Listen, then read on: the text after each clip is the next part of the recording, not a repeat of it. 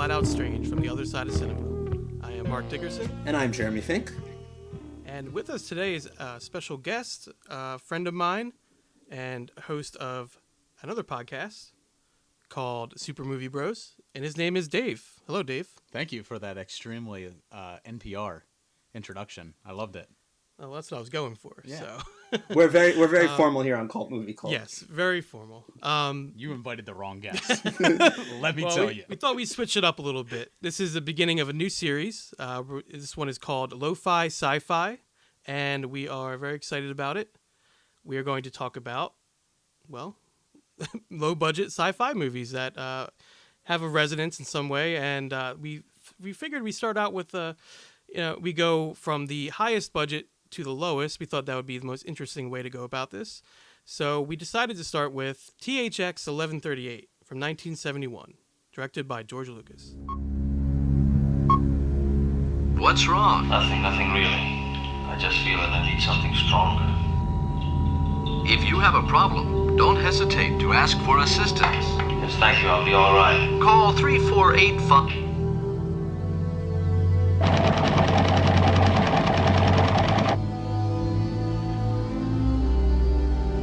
What's wrong? Never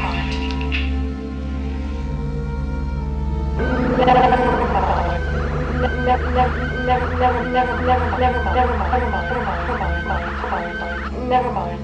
Never mind. Can you feel this? What is that feeling? Are you now? Or have you ever been? Move slowly. Alright, then just back off, THX 1138. Back off for a second.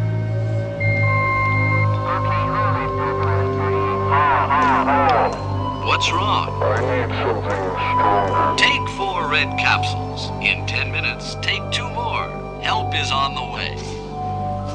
What's wrong? I want you to take a visual record of this. We found it in the patching cells. We killed it. All right, so Dave, since you're actually good at Synopsis, we're going to hand it over to you to tell us what this movie's all about. All right. THX 1138 is about the already balding actor Robert Duvall, who bears his whole headpiece in the lead acting debut in George Lucas's inaugural outing as director in THX 1138. THX, Robert Duvall, lives in a consumer-run world where workers are drugged to dull their senses and keep the workers focused on their tasks. But when worker designation THX 1138 and his bald lady friend LUH 3471 decide to reduce their dose of worker bee pills, they begin to feel again and rebel against a tyrannical system that is enforced by blank, silver-faced police. They then work together to seek a way out. So that is what the film is about, but as we discussed before we started recording, we're going to talk more about aesthetic and, of course, the history, what went on behind the scenes. We think that's pretty interesting, because a cult movie, you don't necessarily expect George Lucas to show up with that, but there he is. So this film was based on a short film that he made in 1967, which was actually a student film, while he was attending USC School of Cinematic Arts. And it was actually originally a comic book before that was being drawn by 2 other students there, and they wanted to find someone to make a film about it, and George Lucas stepped up to do it. So his student film was based on their short comic. So it was not his original idea. It was not his original idea, Okay. But he did have a lot of input once production started. He actually rewrote a lot of the script to fit their filming locations, since they had to change locations throughout the filming of the movie. And I bet those young students who made their comic never saw 3 people talking about it 40 years later, almost 40 years later down the line, but, or more than 40 years later. Hey, he let them be in the 30-minute documentary that chronicles the making of it. There you go. That's something, I do wonder if this is how George Lucas felt while he was in college, like if he felt alienated, felt oppressed, like his ideas didn't matter. Because that's kind of the feel that you get, obviously, from it when you watch it. Obviously, his validation would be coming, but at this point, that wouldn't be for a while. So I feel like I wonder if that's what connected with him with this film. That's an interesting idea, because I from what I know, of this generation. These are kind of the movie brat, new Hollywood generation. George Lucas, Coppola, Scorsese, De Palma. Those big guys who pretty much redefined what American cinema could be, and they were really the first generation of directors to go to film school. So it would be kind of interesting if we're thinking about George Lucas. Maybe I mean I don't know. I haven't heard anything about his personal feelings at that point. But if this was in some way an autobiographical, loosely autobiographical kind of thing, obviously because it's super super abstract. That would be kind of an interesting thing. I had assumed it was until Dave just said that it wasn't based on his original idea. It was not his original idea, but I mean, something did draw him to it. I'm And sure if you look at his first two films, you look at this and you look at American Graffiti. American Graffiti is 100% about rebelling. I mean, it's about teens rebelling. It's about a night out in the town, and that's that was like his entire world in the 1950s was going out in the town and riding. That's what he calls it. He used to just go out and ride. One of the things I mentioned, I did watch the making of documentary, which is only about 30 minutes. One of the first things someone says is THX is George's allegory against consumer culture. It's a warning about what we stand to lose when consumer culture rules us in the future. And I thought that that's extremely ironic that given, in just under a decade, he would create Star Wars, retain the rights to the toy lines, and then make gangbusters and completely change the way that people consume movies. I mean, it's the most commercial franchise. It's the most commercial franchise, basically, maybe other than the Avengers in the world right now. Maybe even more so than that. So yeah, and me and Mark talked about this. If you can't to beat the man, you have to be the man, right? It's the old Bret Hart. And he was definitely it was a very smart business decision, which at the time people looked at him like, oh, what are you doing? Like, why wouldn't you just take the money? But in the long run, obviously it worked out for him. So, it was a very smart move on his part. But I understand what you're saying, obviously going against the idea of the film. Well, everyone grows up at some point. Yeah. I mean, he was young, idealistic, in college. So it makes sense. And before we go any further, I do want to mention, before we forget, what the actual budget was. Estimated $777,000. So, and that's the highest that we're going to be talking about for the series. So, in one benefactor and some great expectations-esque moment, it was all signed over by one person. And that one person was Francis Ford Coppola. Yes, it was through American. Go on to make The Godfather in a year or two. Just Godfather was what, 1970? He I believe 72. 72. Right. So, yeah. And I believe, if I remember hearing it right, this was where he already knew of Robert Duvall and knew Robert Duvall, but seeing this film and having a working relationship with Robert Duvall is how he ended up being in The Godfather. Mm-hmm. Yeah, and Francis Ford Coppola, I mean, at that point, it was a big deal because he was one of those young directors. At that point, most directors, the studio system was kind of just crumbling. So it was really interesting because it was really a big deal for someone like Francis Ford Coppola at that point to have that kind of authority to go and produce a movie. He had been directing movies since the early 60s, but most of them were kind of, I think he worked with Corman. I could be wrong on that. But, it was kind of exploitation or goofy, like The Bellboy and the Playgirls, You're a Big Boy Now, Finian's Rainbow. But just the fact that he was this young director making these movies was a really big deal. And that gave him the authority and the agency to then go get behind his friend George Lucas and say, we're going to go make your movie. One thing we were discussing about this is that, so the contract that Coppola had was actually through Warner Brothers, which, that's one of the major studios. So the fact that even though it was a low budget, even in 1971, $700,000 was still considered an extremely low budget. The fact that a major studio would let these guys who were basically kids make a super, super experimental movie with a first-time director is pretty remarkable because I personally couldn't see that happening in today's cinema landscape.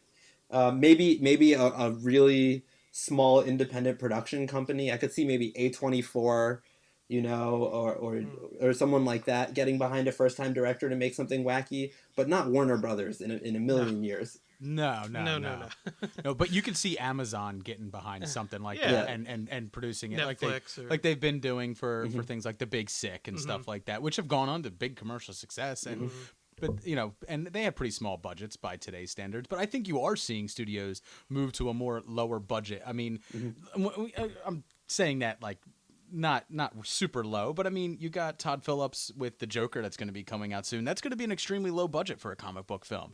Deadpool was kind of done on a shoestring budget compared to comic book films. And I think when you do that, you actually limit the production and you force them to tell a tighter story. But more focused. Yeah, that winds up speaking to people a lot more. And that doesn't mean that that's what they did here with 1138, because it's honestly it's not. This was not a focused story at all. It wants to be an epic. You can tell. Oh, it 100% does, and I think you could. This really does when you watch this movie. This feels like a recent grad, like film student film. Like this definitely feels like a first time director. I mean, But it is interesting that George Lucas always had that mindset where it's like he was always the dreamer. He always.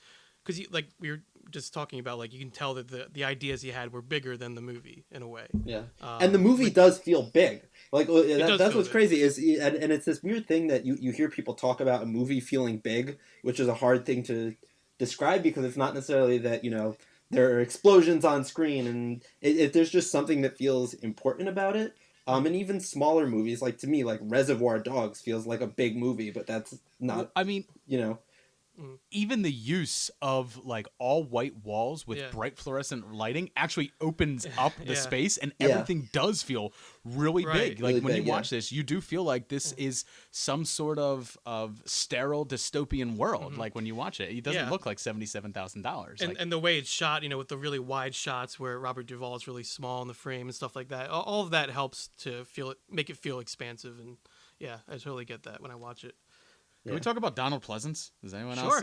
Anyone else like really just? I don't know. I just love every performance he does, but I can't see him without thinking like pure evil. Well, actually, this is the part where we usually go into our general thoughts of the film. And Dave, since you're our guest, why don't we start with you? What do you think? So my general thoughts on the film was, I remember the first time I saw it. I was probably like 2003. I was working at the now defunct Blockbuster. Ah, yes, rest in peace. And it's something that like I'm walking by, like I'm putting movies back, and I think I put this back, and I was like, George Lucas. No way. What? And I think I rented this and American Graffiti like in the same night, and I went home and watched them. Two completely different movies. Totally and honestly, they both feel like they were directed by different people, like when you watch them. But I remember like really liking the visuals, really enjoying like this world that was set up, but also being so utterly bored with it. Like I was bored with it. And then the third act happens. It's an awesome chase scene, and I actually really found myself enjoying it in the third act. But leading up to that, it was very strange. I was also in my late teens, so I cracked up at the idea of this magnificent device that goes over top of Robert Duvall's crotch, and just like, that was interesting. Found myself really wanting one of those when I was 17. Oh yeah, who wouldn't?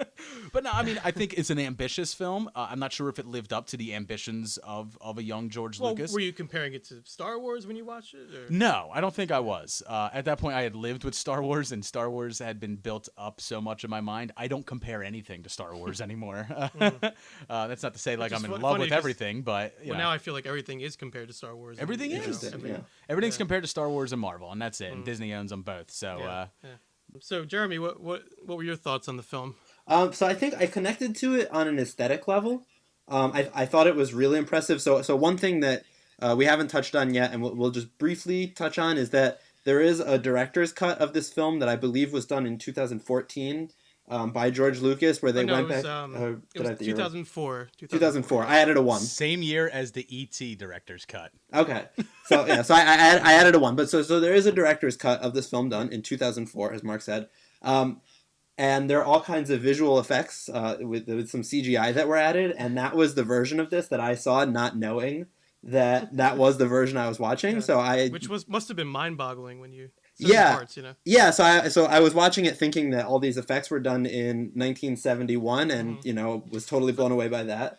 For the most part, it's pretty tastefully done, I would say, but obviously towards the end you can tell with the CGI creatures and whatnot. Well, see, for me, I feel the same way watching this because I have seen both versions. Have seen both? I have seen. So the original one, like I said, I watched it in 2003. So that was a VHS copy that I rented from Blockbuster. So I saw the original, and I since have seen.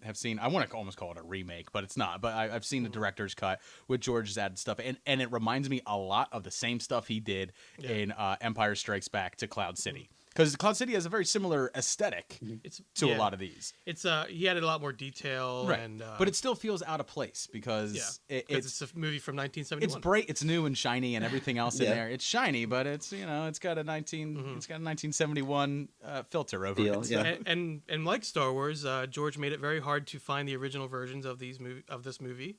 It's only on VHS and Laserdisc. So if you're having trouble finding those, then you're probably just going to watch this version, which we all watched, and it's the readily available version. So, he's someone who likes to erase what he's done in the past, and I don't particularly agree with it. Yeah. But, Funny because he was the guy that once argued for the preservation of film because back then it degraded so quickly.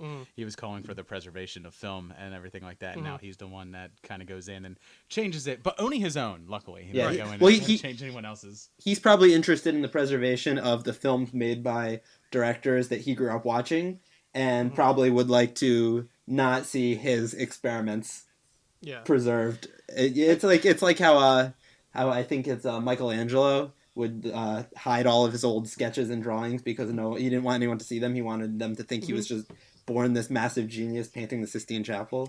But we all have start delusions somewhere. of grandeur. But my opinion on that whole going back and changing what you did, I mean, my opinion is why, because the way I think of it is Jeremy and I both make films. Dave, you're an illustrator, you draw. So we all do creative things, artistic things. I like to think my podcast is creative. You sculpt a podcast. My point is, so we all know that nothing is ever really done. You put it out there because otherwise you're going to sit on it forever. So the fact that you could go back and update it and make changes, but you'll come back to it again in a few years and be like, oh, I want to change more. It's just never going to end. So to me, it's pointless. I have more crumpled up piece of papers than I do finished drawings. Yeah. And just because you can do it doesn't mean you should. So in my opinion is like, it is what it is. You're influenced by your experiences at that time and the time period. So to me, it just doesn't make any sense. And especially when you're going to go and make it hard to find the original version. I think that, it's one thing if you want to update it and then have it released in two different versions. That's your prerogative. But to try to like get rid of or erase what you did before, that's like erasing a part of history. So I don't know. Yeah. How do you feel about that? I go back and forth, because on the one hand, I think that it's great. I think that it's important to preserve what was created in the moment. I don't really see an issue with going back and messing with something again years later, as an exercise. But I don't think that the original thing should be destroyed because then you're losing that thing that was made in the moment. You're also hiding the process, and I think that's people who love film like we do. I love going back and watching films from directors that I love, the early stuff, because I like seeing them planting their seeds and stuff like that. You can see them grow. And I especially love stories, and me and Mark talk about Sam Raimi a lot for some reason. We always bring up Sam Raimi, but I love the fact that Evil Dead and Evil Dead 2 are the films they are based on their limitations. Yeah. Like those films exist because of their limitations. Exactly. And when you go back and you change it, it kind of you're kind of doing it with this retrospective eye, and you're changing it from a point in the future. Definitely. And I don't always agree with that because I think I like things the way they are because that's the headspace they were then. So I like to go back and see like the headspace of a director that I like. Like I find myself doing that a lot. And to me, it's a never-ending loop because you're never going to be satisfied. I'm sure George Lucas would like to go back to the Star Wars movies that he updated and update them again because... Oh, he did for the Blu-ray release. Oh, did he? He added a rock in front of R2, changed how Obi-Wan made a crate dragon call for like the 16th time. He added a rock. Yeah, Okay. Yeah, and he also added blinking eyes on Ewoks. Super creepy. Just look it up. Why would he do It's super creepy. So a high definition rock. Okay. To hark back to something Dave said a moment ago, which is something we're going to be talking about a lot in this series, is the idea of limitations. Which, as we get down from this, obviously is the highest budget of the films we're talking about. As we get down to lower and lower, those limitations are going to come in and be something that's really important.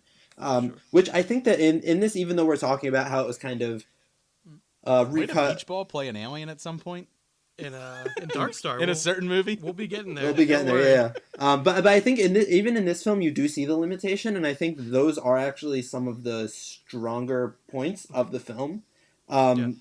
Just in kind of the simple, when we're talking about this idea of a futuristic film, the way it was kind of stripped down, and rather than Lucas imagining this future where it's really busy everywhere, imagining a future that's kind of more simplified, which actually ended up, we're into the 21st century now, almost 2 decades in, and it ended up being a lot more of a simple aesthetic, much closer to what was predicted by this than what was predicted by a lot of, the sci-fi films of the 50s and a lot of the studio era. The fact that this was lower budget, I think kind of opened it up to maybe being more accurate to predicting where things might go than had a lot of money to throw at it and design these massive sets. And well, the fact that he went back and added more crowds and more people, I mean, that again, that goes back to you're kind of going against what you were doing. You know what I mean? You're kind of going against the style that you had with this film. Because I agree with you. I think the stark, simplistic look works a lot for this film. Speaking of style, there's another director who kind of pays a lot of homage in one of this to this movie in a film called The Island. Michael Bay. Anyone see that? I'm not kidding you. He actually a lot of that film was an homage to a lot of the stuff from this aesthetically, not story. Michael Bay, he's an auteur. He is at some point he saw himself as, I'm sure. He is without a doubt an auteur in his own. It's a fact. It's whether you agree with it or not. Just for shits and giggles, I looked up what a laser disc of THX 1138. The bidding on one of them starts at $69.99. Just the cover alone is close to $15, but they go up to $120, $207. It's an expensive laser disc, man. That must be some fantastic menu screen. For only $69.99, this laser disc could be yours. You should have stolen it from Blockbuster. I should have. They were on their way out anyways. We didn't have really laser discs. We only had VHS. Well, still, even the VHS has got to be worth something, probably. Yeah.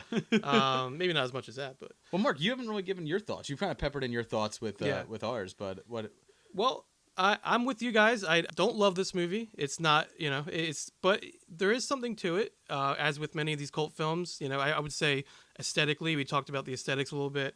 That whole surveillance footage aesthetic is kind of cool and different. And the whole starkness, the white, white backgrounds and everything.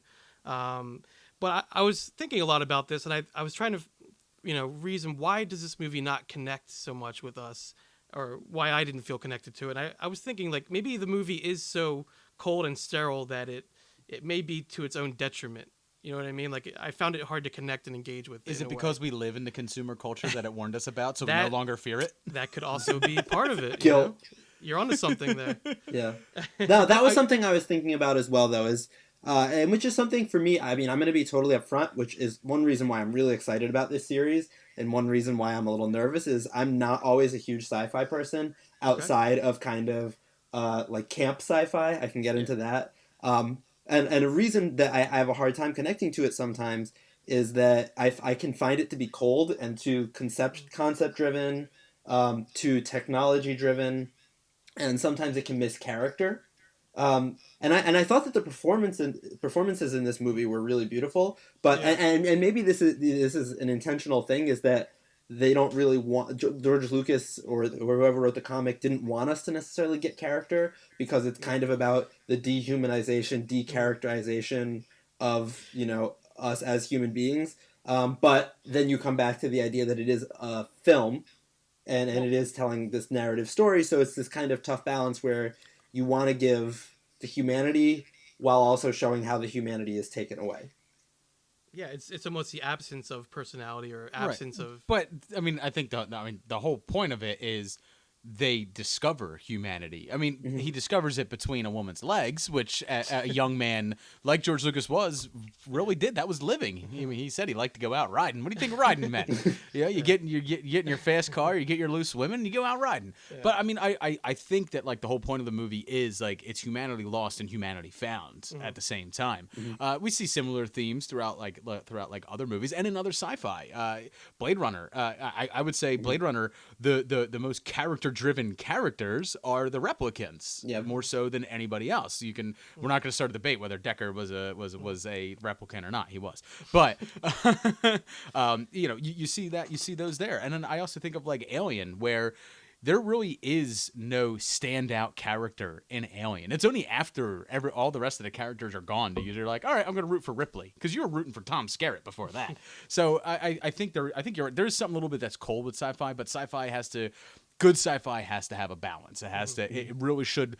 It should be focusing on a character in a sci-fi world. So things like Star Trek, where they do focus heavily on the technology of things, on the political landscape of everything, and not so much on character, I don't get behind either. But some of the other films that I've named, stuff like that, I think that's instances of sci-fi done the right way.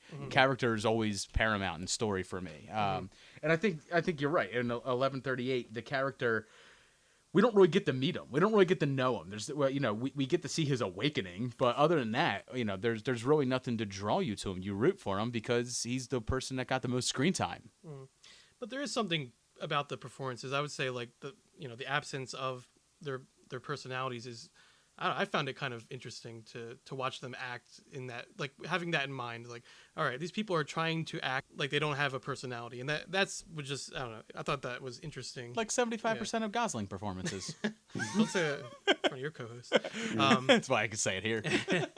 So I thought, from that angle, I thought it was interesting, just having that in mind. But yeah, it's a intentionally cold movie, so maybe this didn't help with your enjoyment of it, Jeremy. But I mean, I guess it was pushed in such a direction that, I don't know. Did you find yourself in? You said you did like the aesthetic. Yeah, no, I really like. I think I love the experience of watching the film. I just didn't feel the emotional pull. So it was kind of like the images were really striking to me, particularly these big blank white spaces. I think Lucas uses a camera beautifully. The shots are really well composed. But it's one of those things where I'm really into experimental film. I don't necessarily need a plot to be into a film.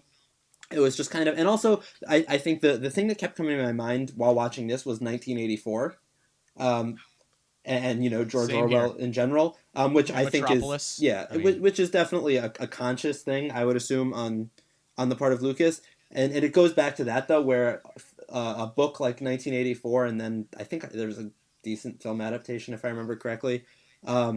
There's that humanity where even though it's someone caught in a system, it feels like that person is consciously trying to break out. And I think where I got kind of stuck on this one is it felt like our THX character kind of was just going along with breaking out, and it wasn't until the very end that he really... Yeah. It didn't feel like he really had a desire to break out of it, which is interesting. But once again, in terms of creating a hero to get behind is a little... I guess he wouldn't have that desire though, because the whole point is that their emotions are being suppressed and everything. I was gonna say, yeah. I mean, it might literally be, and I don't know this for sure, but it might literally be instincts of humanity taking over once those pills start wearing off. Yeah, he may not even understand why That's he wants to It, escape. yeah. It's kind of animal. It's just it's just the instinct of humanity. He doesn't know why he wants to escape. He just does. To not want to be subjugated. When someone stands up on a podium over top of people, there will always be people who don't want to be subjugated. That's interesting. When you have an attractive young lady as your roommate, even bald, she was maybe beautiful. Maybe you have certain thoughts, So yeah, I will say the last 20 minutes, pretty thrilling escape scene there, and I do enjoy that part. And since we do have spoilers on this show, we'll talk about that ending. In case I don't see you, good afternoon, good evening, and good night. Yeah, it's it definitely reminded me of the Truman Show. The way it's the same idea where they're saying you could stay here and be safe, or you could leave and risk the unknown. Well, exactly. And Truman didn't feel like a prisoner in his own world until he realized he was a prisoner. So same human general, nature. Yeah, human nature, exactly. So interesting. What do we think? To get a little speculative, what do we think THX? What happened next for him? Do we dive into that? Yeah, immediate death once he breathes in the radiation and toxic fumes of the atmosphere. Is that a fact? Was it toxic air? No, I just assume, Yeah. I mean, I'm a dark sci-fi type guy, so... He's a glass half empty kind of guy. Well, that brings up an interesting question, though, of whether or not the the containment of these people and the way they're treated can be looked at their as own for good. their own good, or is it something that is to repress and to take their money? I kept thinking about They Live, the John Carpenter movie as well. Kind of this forced consumerism. But it's one of those things where, is it for their own good? Does it kind of numb them to the pain and challenges of being a human being, or is it robbing them of essential human experiences? Right. Which I don't have an Probably. answer to, but I would go with. Well, I mean, it's a existential question, but it's a bigger probably. I don't know. I would say it's every person's right to be free. So that's the way you look at it. But I mean, there's a lot of different ways you can look at it, and that's one of the great things about sci-fi. Usually, you can have different interpretations to it. Yeah. But that last shot is very beautiful, just from an aesthetic standpoint. So yeah, I don't know. I think the way it was made, it's definitely a movie to check out for sure. There's a pretty cool modern take on this idea in a Black Mirror episode. I think it's like 1 million downloads, something like that. It's where the guy from Get Out is you have to perform, and the more likes you get, the more people you get, the more clicks you get, the more money you get to spend in your internment in there. And it's but it's really interesting because I feel like that in itself is very reminiscent of this. Kind of like a modern tale where it's like we're worried about consumer culture. Now we're worried about the reality TV culture, like stuff like that. So I always love how film at the time that it's made is really it could only exist at this time. Like it's only poignant at this time. Which is why you shouldn't go back and make changes. That's very true. Amen. That's my argument. So was there for each of you a particular image? I know we like to talk about this sometimes. A particular shot, a particular moment that really kind of stuck with you after the credits rolled. It's when Robert Duvall and the three silver-faced police officers, the three robot police officers, have him, and he's got like that stick, and he's just trying to like keep them at bay. Right, like he's still fighting, even though he's done in. He's going to jail. He's getting caught, no matter what. But he's done in. There is something about futile about it. Yeah, but like it does this beautiful like wide shot from above, looking down, slightly down on him as he's fighting these three beings that are basically standing over top of him. But I really liked that because that always stuck with me because his attempt at escape still seemed futile, but he still fought anyway. Yeah. And as we discussed here, I'm not even sure if he knew why he was fighting. It didn't even seem like there was a lot of fight in him. Right. It may have they didn't have the budget for a fight choreographer, but still. But it's still, yeah. I think that's the scene that always stuck with me the most. That and honestly, the love scene between him and LUH. I always thought that was a very it's weird to say tasteful, but like a very tasteful and very well done scene of those two together for the first time when they're in jail. I think the scenes in the little makeshift confessional, those scenes for some reason they spoke to me. There was something very deep about that I didn't even I forgot about, because I had seen the movie. It's because you're a Catholic and I'm a Catholic. We get that. Well, we get the dread of walking into a confessional. Not a practicing, but yeah. No, not anymore. No. God no. So it's if anything, it scares me walking into one of those. So something about that, just that is oppression right there. Just that whole, and then trying to make them feel like they have hope. Just something about that just spoke to me, and also the scene where Sen, S-E-N. Donald Pleasance, for some reason that scene where pure evil, he's where he's fighting Michael Myers now, when he's with I guess he's a monk. I didn't know this until I read the description of it, but there's a monk there, and he doesn't have his identification badge on him, and the monk's saying you can't be here, and you're going against the rules, and then Donald Pleasance attacks him. And then he kind of just sits there and waits for the police to come and get him. Calmly. Yeah, it's just something like that's his one moment of acting out, and I just thought that was kind of cool. It was different, especially because you almost expected it to end with like a travesty or something really bad happening to him, but no, just ends. Just a quick little thing. He just sits there and waits. Yeah. Great. So there's something about that. How about for you, Jeremy? What any moments that stuck out? So for me, it would also be the confessional. I think that was the darkest thing in this entire thing. It's just that it's like this state-sanctioned religion, people like the idea that they have to have faith when they're not making, and they have to confess when they're not actually really making any of their own decisions anyways. and they're not even really confessing to a human being. They're just confessing to basically a picture. I to me that was just, there was something just extremely, Yeah. That was kind of the whole story to me right there. It's like, go in this booth and pray to the, just Yeah. it's just like them just telling them to do it. They don't Yeah. even know why they're doing it.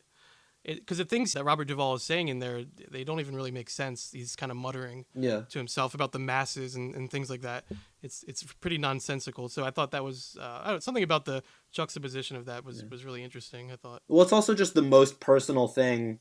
I mean, I'm not religious, but as a human being, the most personal relationship that someone who is religious has is between them and God, or them and whatever energy or spirit they believe in. And so the fact that it's a forced thing, and they're talking to nothing, but it's an illusion, and they think that they're talking to something, it's basically robbing them of any kind of connection with anything. They don't really connect to other people. They're not even allowed to connect to a deity. They're not really allowed to connect to themselves. So it's just total lack of any connection. Can you connect to a higher power if you're no longer human?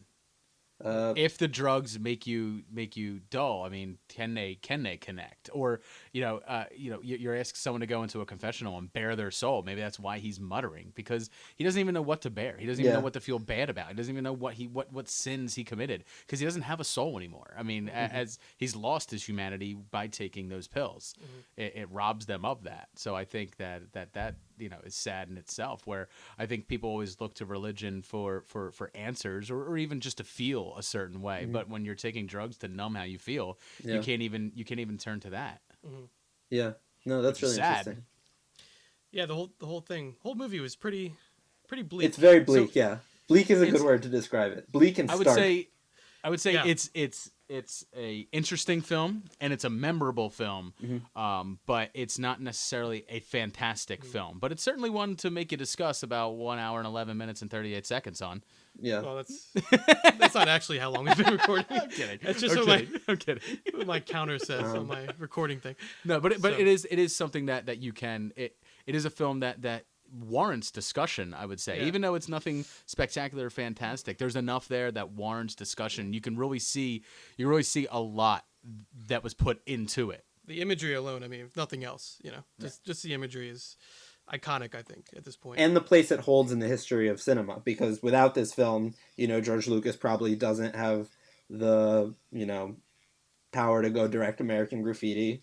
And if he doesn't have a hit with American Graffiti, he probably can't get money for Star Wars. And so this was a big Oscar nominations. Two Oscar nominations for American Graffiti too. Yeah. Best Picture and Best Director. So without this, you don't get that. Without that, you don't get Darth Vader. Although THX did technically fail, right? I mean, it was a failure. It was a $2.4 million it made at the box office. Yeah, but I think within movie circles, it was probably considered to be a more impressive feat, especially for a really young first-time director.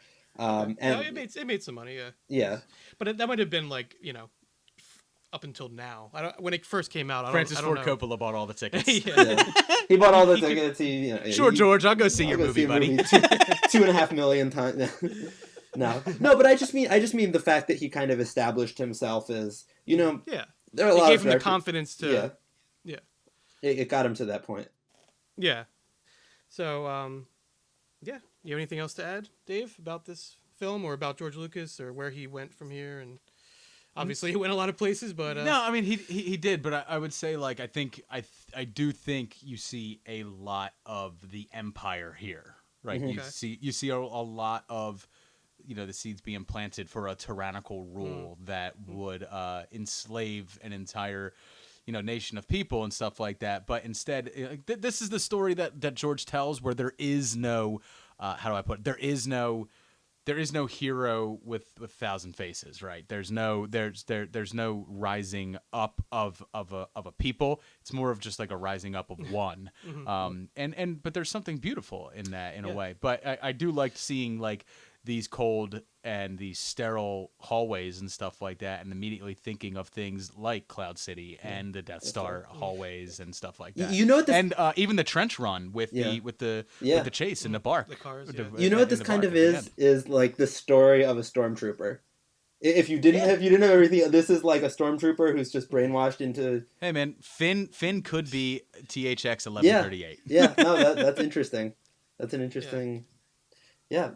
Mark. But as a document of a filmmaker, an early, in one of its early films, I think, like you said, I think that's what's most important about this movie is just seeing George Lucas at this point in his career, starting out, what he had in his mind at this point, and then where he went from there. I think is really interesting. And what he was able to pull off. With the budget, which was extremely low, but for us, the highest budget that we were talking about. But that will wrap it up for us today for this episode. Dave, before we leave, where can we find your other podcast? Yeah, so you can find Super Movie Bros with myself and my co-host Jay. Also coming back will be Movie Cocktail on there. So once a month you'll hear Mark on Super Movie Bros as well. You can find us on all podcatchers. That is iTunes, Podbean, Stitcher, wherever you like to go to listen to podcasts. You can find Super Movie Bros. You can also reach out to me on Twitter at SuperMoviePod on there. So there's some places where you can find me. Check out some of the stuff that we're up to. Cool. It was fun. Yeah, it absolutely was. Thank you. I'm not the film I signed up for, but actually really happy that we talked about this. So, well, if you want to come back and talk about Dark Star, you're more than welcome. We're going to talk at least a half hour about the Beach Ball Alien. Yes. So, awesome. Yeah. All right. Well, thanks for tuning in. This has been Cult Movie Cult. And you can find us on iTunes and Podbean, as well as on Twitter, Instagram, and Facebook. If you have any cult films you'd like to hear us discuss on the show, please feel free to reach out to us at cultmoviecult@gmail.com. And join us next time. We'll be continuing our series, Lo-Fi Sci-Fi. We will be discussing Liquid Sky. It's going to be a weird one. All right. This has been Cult Movie Cult. Until next time, so long from the other side.